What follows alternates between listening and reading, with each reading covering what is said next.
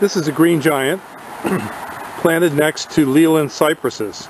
They were all planted at the same time, and the green giant here shows a much denser, fuller conformation than the Leland cypresses. Now these are all planted in a heavy shaded area with a full canopy above them. But they do get about 2 to 3 hours in the morning of morning sunlight. But you can see that the green giant is a superior tree to the Leland cypress in the shade. These Lelands have some yellowing on the inner needles, and that it was in part caused by stress that they received from last winter. Last winter we had an exceptionally cold winter, and many of the Leland cypresses burned over somewhat. These had some burn that they have recovered to some degree, but the green giant had no damage to it whatsoever. These plants have been in here for about 2 years. They were planted when they were 3 foot high, and right now they're between 5 and 6 foot high. And so you can see, if you're going to plant in a shady location, that the green giant is a better plant than the Leland cypress. We at Highland Hill Farm grow thousands of Leland cypresses and green giants.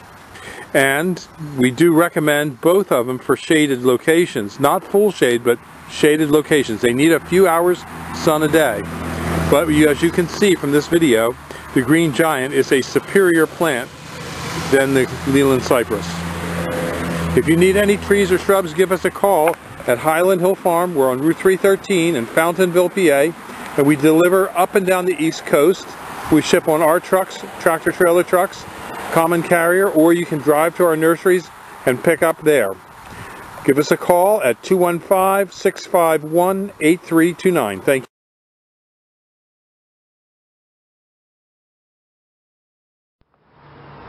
I'm Marge, and you're at Highland Hill Farm. I'm going to give you a short demonstration of how we do our measurement for placement of a green giant arborvitae hedge. We're going to pretend that this is the section that you're going to put your plants at. The green giant arborvitae typically grows 6 to 8 feet wide. So that you don't have encroachment, we will calculate about 4 feet from the edge of where you want to start. So I use my tape measure. I pull it out to 4 feet, and I like to lock it on the 4-foot place. This is my 4-foot tape measure. I lock it in place so it doesn't slip on me when I'm working. I start here. I judge down a little bit because I need to be 4 feet off of this edge, and I also need to be 4 feet off of this edge. So I'm just going to rough guess down this way, and then I'll check. That's 4 feet off of the edge. I'm using a screwdriver because it's easy to move around. Then I pick up my 4 feet, and as you can see, I was way off. So now I just move it back up. And the old adage, measure twice. Okay, 4 feet there. 4 feet there. I'm good to go. Now I take my string. I want my line to be along this driveway. It looks like a huge distance off the driveway, but the green giant will be 6 to 8 feet wide.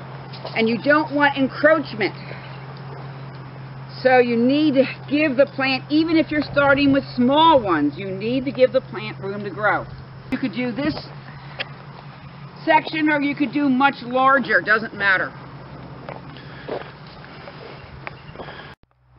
Okay, I'm at the end of the line where I want to make my tree line.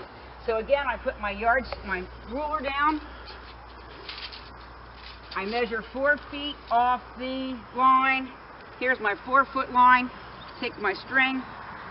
Now, I wrap it around and I come in here again, right at 4 feet. Wrap my string tight so I have a somewhat taut line. Now I have a straight line for my trees. Now we'll walk back up to the other side because that's the more important side for my spacing. This side I can make a few adjustments to. this will be my starting point. This will be tree number 1. I put my measurement down. The spacing is a 5-foot center, 5 to 6 foot. We often do them on 5 foot because I'm tired of waiting for a hedge. So this is 5 feet apart. Again, I lock it in place. I put my marker down. This time I'm just using pieces of string. I use string or stick. It'd be nice if I had a whole lot of screwdrivers. I could mark it upright. I don't. This way, if you make a mistake or you need to make a change, it's very maneuverable. Again, I set it down, I do my 5 feet, and I put down my marker.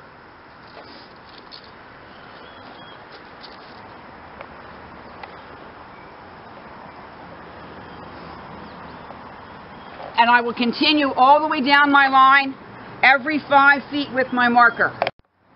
Now I have my entire line in place. I stand here and take a look. Is this how I want it? If not, I can adjust my strings one way or the other. I can move it closer to the driveway or move it back.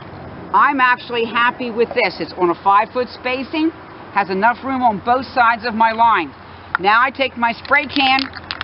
The hardest part of this whole operation is you didn't see. I couldn't get the lid off the spray can. I put just a little dot of spray on the ground so I can see where when I pick up my string, the dots will be right there, and that's where I dig and place my trees.